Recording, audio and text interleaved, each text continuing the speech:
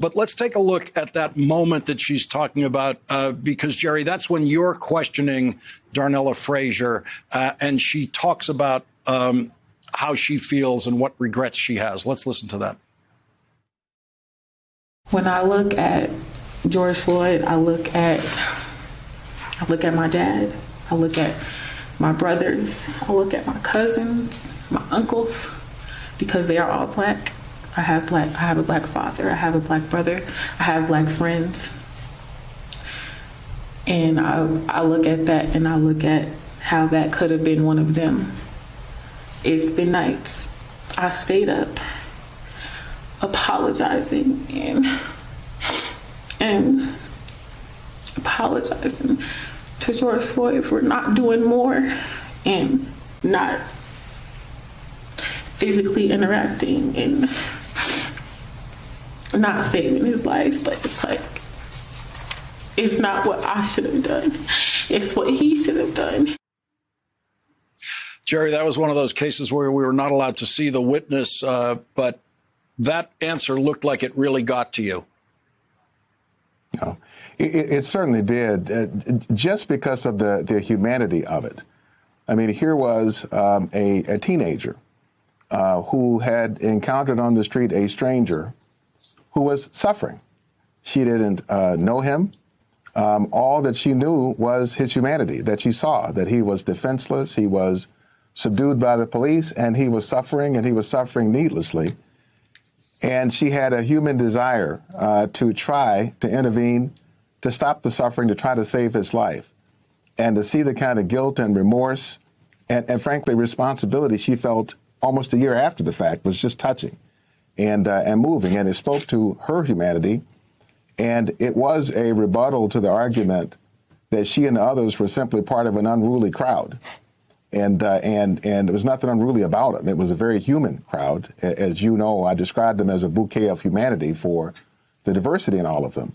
But they were simply human beings who, for the most part, didn't know each other, and who were simply responding to a human call and need for help. And I thought it was a wonderful example of what it means to love your neighbor, and a wonderful example of what it means to care, and one that had Officer Chauvin adopted. That evening, George Floyd would likely still be alive. And Steve, Lisa Christensen, the alternate juror, said that the most important witness was Dr. Tobin. You were watching Jerry examine Dr. Tobin. Sometimes you have a better feel for how it's landing because you get to keep an eye on the jury.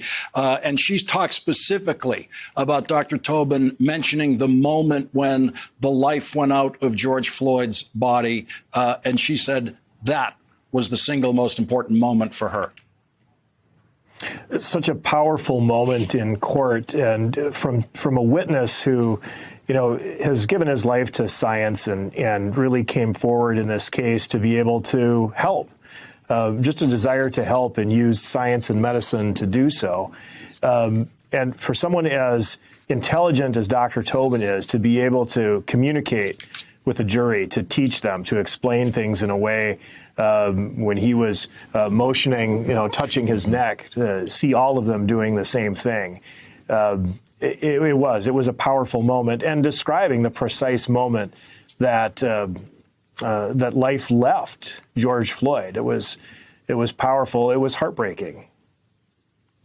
There was another moment that juror said stood out to her and really bothered her, and that was when one of the defense witnesses, Barry Broad, who claims to be an expert in police tactics, talked about George Floyd on the pavement resting comfortably. Let's take a look at that. Oh.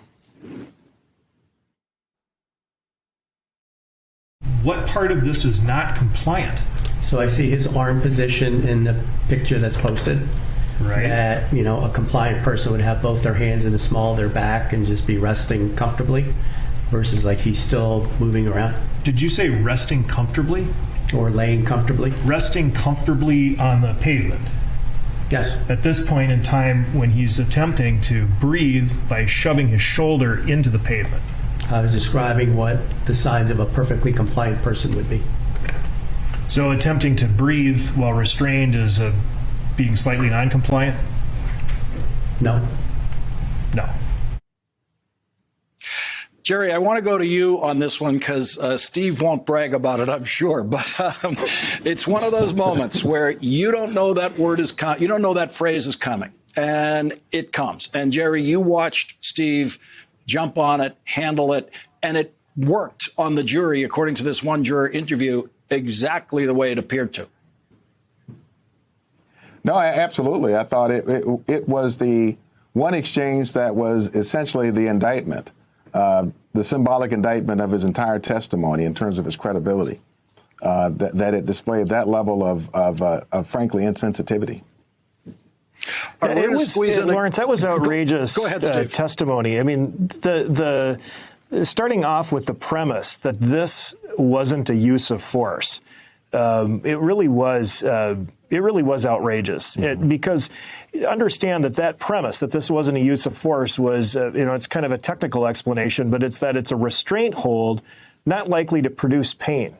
And how can you look at that? How can you look at what was happening and make those words come out of your mouth that this wasn't likely to produce pain?